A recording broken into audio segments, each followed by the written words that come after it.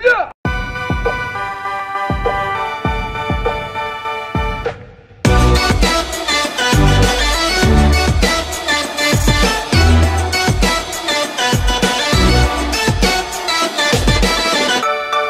bonjour encore chers amis, et là vous êtes à votre émission Le Salon des Maîtres, cette émission qui consiste à valoriser les maîtres.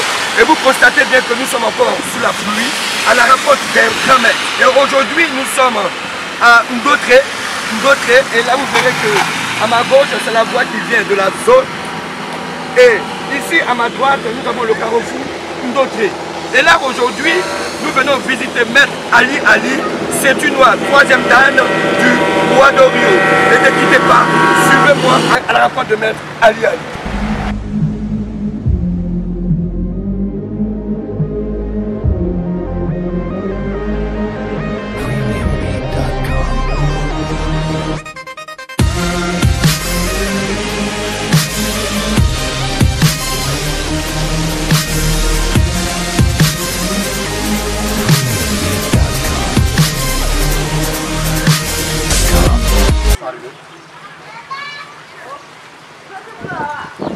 Alors, comme prévu, nous sommes arrivés au domicile de Maître Ali, et je crois que le maître, il est déjà là il nous attend déjà, et nous allons le rencontrer. Ne quittez pas, soyez connectés sur notre page officielle YouTube et Facebook. Je vous remercie. Tout à l'heure, Maître Ali. Bonsoir, Maître. Oui, bonsoir, bonne arrivée, Maître. Merci beaucoup, Maître. Alors, comme prévu, vous êtes à votre émission, le Salon des Maîtres. Et là, aujourd'hui, comme prévu, même sous la pluie, nous allons à la rencontre de ce grand maître, Maître Ali. Et sans toutefois tarder, ce grand maître est là. Soyez connectés sur notre page Facebook et YouTube. Alors, grand maître, où se mettre? Mais reste encore à vous. Maître Kaza, bonne arrivée chez moi. Merci beaucoup, grand maître. Alors, aujourd'hui, le Salon des Maîtres vous rend visite aujourd'hui, grand maître. Alors, nous voulons savoir qui est Maître Ali. Merci, je vous dis merci pour cette question. Maître Ali, son nom à l'état civil c'est Maître Ali Kwame Eugène. Je suis pratiquant des arts martiaux, j'ai fait les techniques de combat asiatiques comme tout autre. Et principalement ma discipline c'est le Wado-ryu. Mais avant de commencer au Wado-ryu, j'étais au Shotokan. Ok maître, vous faites de votre discipline, c'est le Wado-ryu, c'est ça? Mais dites-nous, vous avez quel grade? Bon, le grade j'ai fait Saint-Unois, 3e dan du karaté Wado-ryu. C'est ce qui est votre discipline. Effectivement, c'est là que je suis arrivé à partir de Saint-Unois, 3e dan du karaté Wado-ryu. Ok maître, merci beaucoup. C'est un plaisir pour moi d'être auprès d'un dinosaure, un grand maître. Alors nous voulons savoir votre parcours. Vous avez commencé en quelle année jusqu'à arriver à la 3e dan et aujourd'hui nous venons vous rencontrer. Parlez-nous un peu de votre parcours. Merci beaucoup de m'avoir donné cette opportunité. Le karaté, je l'ai commencé en 1982. Là, j'étais au CM2, tout petit.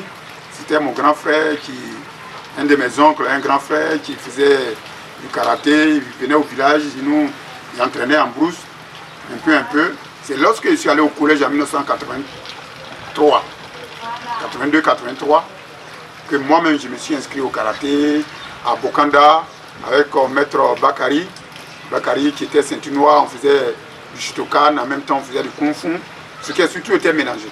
C'est lorsque je suis venu en seconde à Dembokro, dans les temps passés, je suis allé au lycée moderne de Mans, où j'ai croisé le frère même de Melzo Tapé, il s'appelle Maître Rabé Pierre. Assalé Rabé Pierre, il était Saint-Unois, Shotokan, j'étais avec lui. Je me suis entraîné au karaté Shotokan avec lui. De là maintenant, quand je suis allé au Burkina, nous qui avons pris le probatoire ici au Burkina pour faire le bac.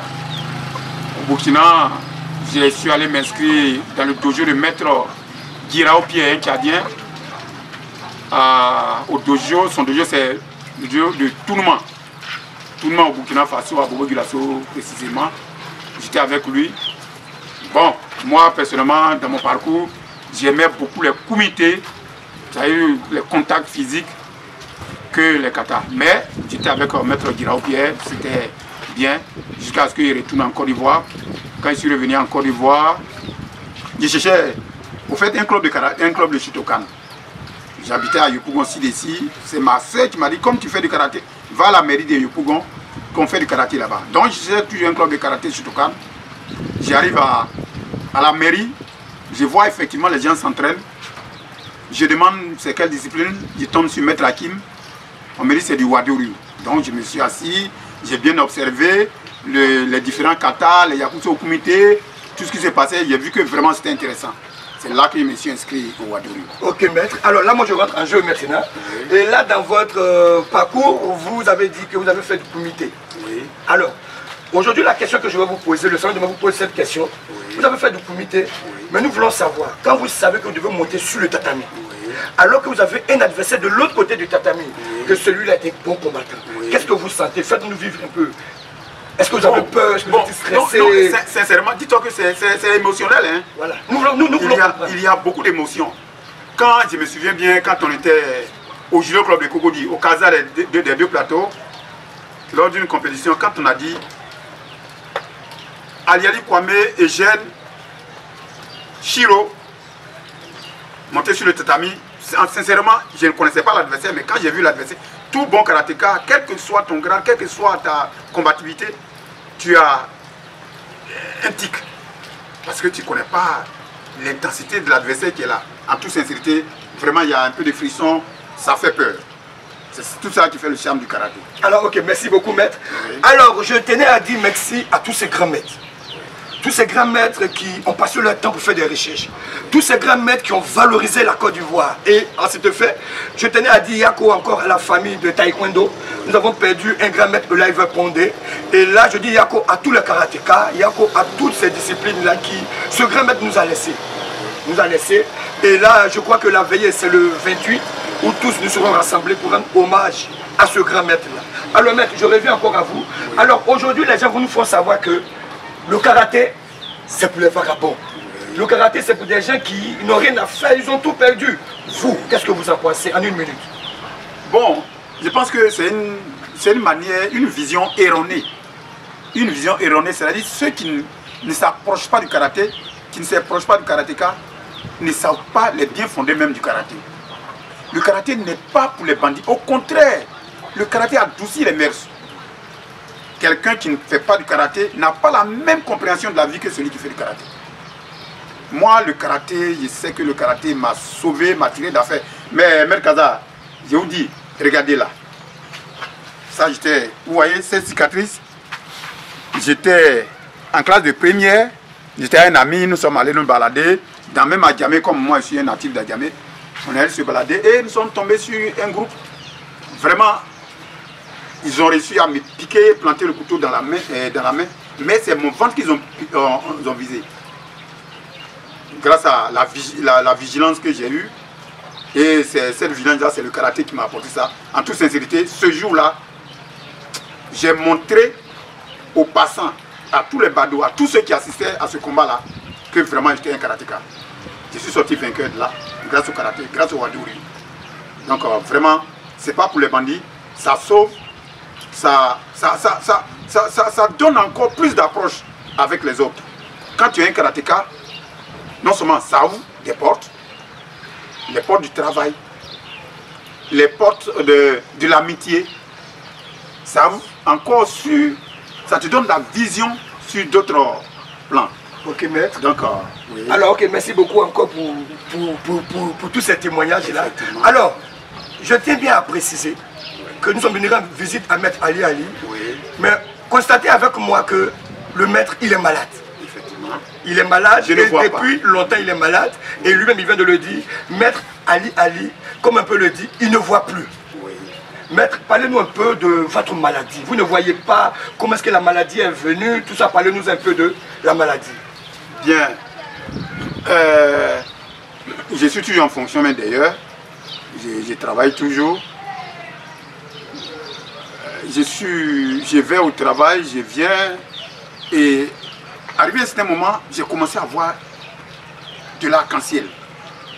De l'arc-en-ciel, c'est-à-dire quand la nuit, je vois rond, comme de l'arc-en-ciel. Mais malgré ça, j'ai parti au travail et ma fille est tombée malade. Ma fille de 13 ans elle est tombée malade. Je l'ai envoyée aussi à CHU. Comme vous-même vous savez bien, dans nos différents hôpitaux, les ordonnances sont pléthoriques. J'ai dépensé, en toute sincérité, j'ai vidé presque tout mon compte. Je n'avais plus rien. Et quand tout est vidé, ma fille est décédée. Elle est décédée. Le même jour, elle est décédée. J'étais assis dans les fauteuils, je pleurais. Quand ma femme m'a calmé, ah, calme-toi, pardon, c'est la nature qui a créé, c'est Dieu. Il faut laisser tomber. Au moins, je soulève ma tête, j'ai pleuré sur ma tête, je ne vois plus rien. Voilà où mon mal a commencé. Je ne voyais plus rien. Et depuis ce temps, je ne vois pas. On dit, bon, il faut aller à l'hôpital. Je suis allé à l'hôpital ophtalmologie de Dabou. Quand on me prescrit un médicament et que je paye, ça va un peu. Du jour au lendemain, on change les médicaments, jusqu'à ce que ça ne va pas. Et mon directeur m'a dit, mais monsieur Ali, tournez-vous vers d'autres horizons. C'est-à-dire, vous avez exploité la médecine moderne, ça ne va pas. Tournez-vous aussi d'autres horizons. J'ai dit, bon d'accord, ok. Je suis allé à Kani, dans un camp de prière. Bon, là-bas, là, sincèrement, il faut que je vous dise la vérité. Maître, tu es en face de moi actuellement. La médecine moderne dit que c'est irréversible. C'est-à-dire qu'une fois tu as eu ce glaucome là, tu as eu ce mal, si tu ne vois plus, tu ne vois pas. Mais je suis allé à Kani, on était dans un camp de prière et on dormait.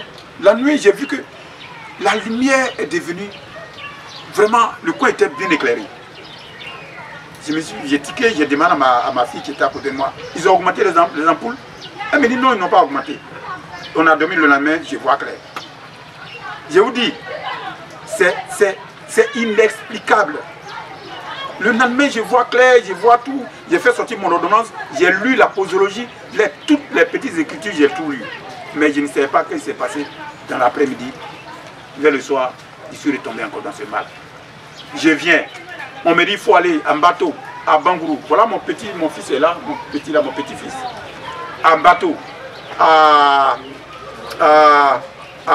Bangourou. Je suis allé à Boisflé. Tout ça, c'est à la recherche de la guérison. Je continue vers la guérison. Parce que je ne m'ai pas vaincu. Je suis un samouraï. Vraiment, je suis sur les traitements. Donc aujourd'hui, il y a des gens, je suis tombé sur des gens qui m'ont vraiment rassuré que je pourrais encore voir. Puisque actuellement, même quand le soleil brille, je vois légèrement à côté et tout. Alors ok maître, vraiment il y a quoi encore à vous? Alors constatez que le maître, il est malade. Et dans cette maladie, je crois que maître est seul. Maître, me parlez nous un peu, vous ne travaillez plus. Et là, tout à l'heure, vous m'avez fait savoir que la maison a doublé. Voilà, vous avez besoin de moyens financiers. Parlez-nous un peu de ce côté. Bon, vraiment, je te dis merci. Merci pour tout ce que vous êtes en train de faire pour moi actuellement. Parce que on dit souvent que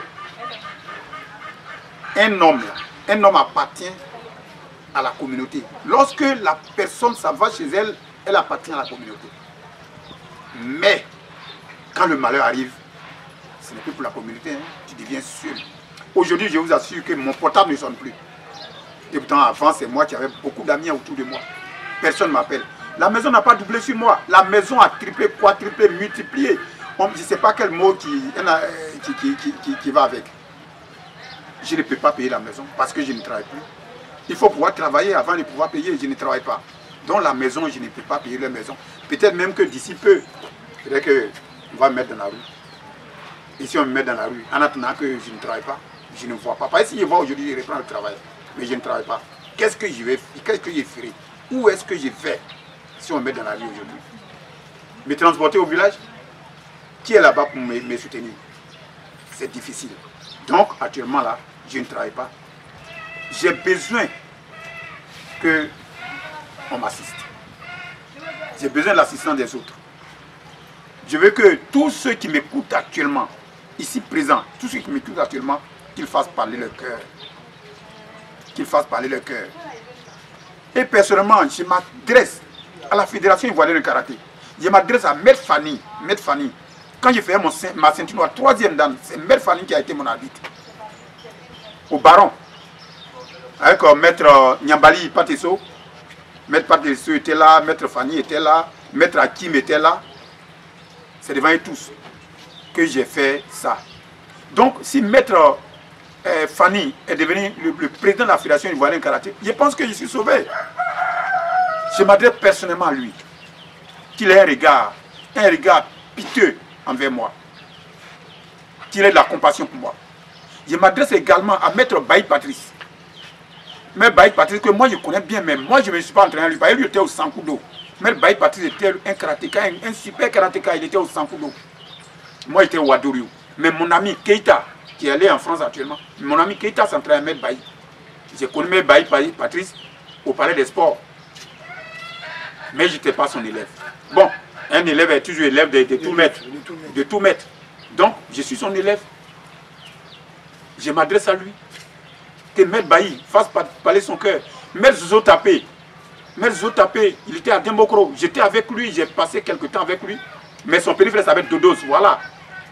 C'est Dodos, avec Dodos même qu'il m'entraîne bien, avec un maître Ndriblo.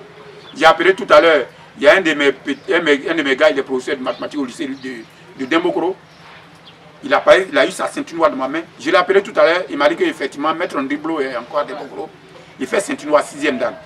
Donc, je me suis frotté à de grands maîtres. Je sais que ces grands maîtres ont du cœur. Je sais que ces grands maîtres vont agir. Je sais que ces grands maîtres vont faire parler leur cœur. Mais en dehors de ma sphère disciplinaire, qui est le Wadoriu, je m'adresse à tous les karatékas. Que ce soit le taekwondo, Yoseika, Nambudo, Goji Ryu, je m'adresse à tout le monde. Ok, maître. Oui. Alors, il faut dire que c'est un cri de cœur. Et vous constatez avec moi que c'est un cri de cœur. Et voici ce que le maître dit. Moi, je suis venu, j'ai constaté, le maître a vendu son salon. Oui, il a vendu son salon, il n'a plus rien chez lui. Non. Ma télévision même qui est là. Et sa télévision même a pris un coup, son salon, il a tout vendu pour pouvoir subvenir à ses besoins. Alors, le but de cette émission, c'est ça. Nous avons des grands maîtres, mais qui aujourd'hui ne peuvent plus. Nous demandons à tous ces grands maîtres, vous qui suivez l'émission, aujourd'hui le maître, il est malade, certes, sa discipline c'est du Wadorio, mais il parle aussi à toutes ces disciplines. Aujourd'hui, certainement, ce n'est pas ton maître, il ne t'a pas entraîné, il fait du Wadorio, mais ça pouvait être ton grand frère, ça pouvait être ton père, ça pouvait être un ami. Alors, cher grand maître, n'attendons pas à ce que le pire arrive avant de dire que ce monsieur a été mon maître. N'attendons pas que le pire arrive avant qu'on dise ce monsieur a été mon ami. N'attendons pas que le pire arrive avant qu'on dise ce monsieur-là, j'ai mangé avec lui. Maintenant, il a besoin de nous tous. Alors, vous allez constater qu'il y a un numéro qui passe en dessous de l'émission. Mon numéro passera et le numéro du maître passera. Pour tous ces maîtres qui veulent le voir, pour tous ces maîtres qui veulent faire un geste, vous pouvez appeler. Et comme il a dit dans son interview, la médecine dit c'est encore possible. C'est encore possible. Peut-être que tu n'as pas les moyens financiers, mais tu as un parent qui est docteur, tu as un parent qui est médecin, tu as un parent qui est infirmier. Vous pouvez appeler, soit le maître ou m'appeler. Nous rentrons en contact avec lui, nous organisons pour que déjà nous puissions soutenir notre maître. Il a aussi besoin des moyens financiers pour manger. Alors, cher grand maître, nous vous en supplions, ne laissons pas les choses traîner. Ce maître a besoin de vous. Ce maître a besoin de toi. Il a besoin de moi. C'est que nous pouvons le faire.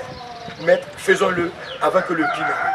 Alors, nous sommes entrés chez lui. Nous avons des voisins qui peuvent même témoigner. Et sans toutefois tarder, vous verrez un voisin qui témoignera tout à l'heure. Et vous constatez que déjà, nous sommes avec une belle dame, Madame Oka, qui est le voisin de monsieur. En une minute, elle va nous dire quelque chose, un témoignage. Allez-y, madame. Bon, je connais papa il y a longtemps. Quand il partait au travail, il vient, en tout cas, il nous fait beaucoup de cadeaux.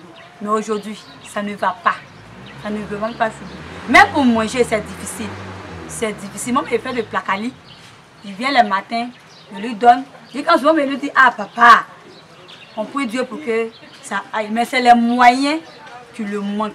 Pardonnez. De grâce, pardonnez. On vous demande pardon. On demande pardon aux autorités de faire face au papa. Parce que vraiment, tu ne vois pas, c'est très dur. Tu ne vois pas, c'est compliqué. Souvent, même pour aller même à la cabine, on est obligé d'attraper sa main. Pardonnez. Il est encore très jeune. Il est encore très jeune. On vous en supplie. C'est un cri de cœur. Un cri de cœur. Venez à son aide. Alors madame, merci beaucoup. Merci pour ce cri de cœur auquel vous donnez pour tous ces pratiquants, tous ces hommes de bonté, ces hommes remplis d'amour qui, je crois, feront face à Maître Ali Ali. Je vous remercie. Alors, encore vous constatez que tous les voisins de la cour sont avec nous, avec ce cri de cœur. Là encore, nous avons monsieur Gabo qui vraiment a un cri de cœur. Monsieur Gabo, oui, dites-nous. Voilà. Je suis arrivé au quartier ici dans l'année 2020, précisément en septembre. Voilà, j'ai fait la connaissance de M. Ali Ali. Moi, la première fois que je l'ai vu, je pensais qu'il voyait. Mais au finish, on m'a fait croire que on m'a dit que le monsieur, vraiment, il ne voit pas. Et moi, j'ai décidé à savoir, bon, il a eu quoi, tout ça. Ceux qui étaient là-bas m'ont dit que c'était un professeur d'abord, avant qu'il ne soit pratiquant des arts martiaux. C'était un professeur d'histoire. Un monsieur vraiment gentil, jovial, il vivait là avec sa famille, sa petite famille, tout. Mais depuis le tournée malade, il est seul. Il est tout seul. La personne auprès de lui, voilà, même souvent pour se déplacer, c'est son petit-fils qui l'aide un peu. Voilà. Nous aussi, souvent aussi, ce qu'on peut faire, on fait. Mais vraiment aujourd'hui, on lance un grand cri de cœur. Que ce soit, même si ça arrive dans les oreilles même des chirurgiens, des médecins, vraiment, s'ils savent qu'ils peuvent faire quelque chose dans sa maladie, vraiment, ça serait un grand soulagement pour nous. Voilà. Et aussi les autorités, les personnes de bonne volonté, voilà, qui peuvent aussi apporter de l'aide comme financier, vraiment de lui venir en aide. Il en a vraiment besoin. Voilà. Merci beaucoup. Merci beaucoup. Alors, nous allons terminer notre émission. Alors, je tiens bien à préciser que dans l'aide, si tu as un sac de riz, tu as de l'huile, peu importe ce que tu as, tu verras le numéro qui passera en dessous, vous appelez. Et là, comme ça, nous rentrons en contact avec Maître Ali Ali, pour que déjà, Maître puisse déjà faire face à cette émission déjà. Et je vous remercie. N'oubliez pas de vous abonner sur notre page officielle YouTube, le Salon des Maîtres et Facebook. Alors je vous remercie, votre serviteur, Maître Kaza.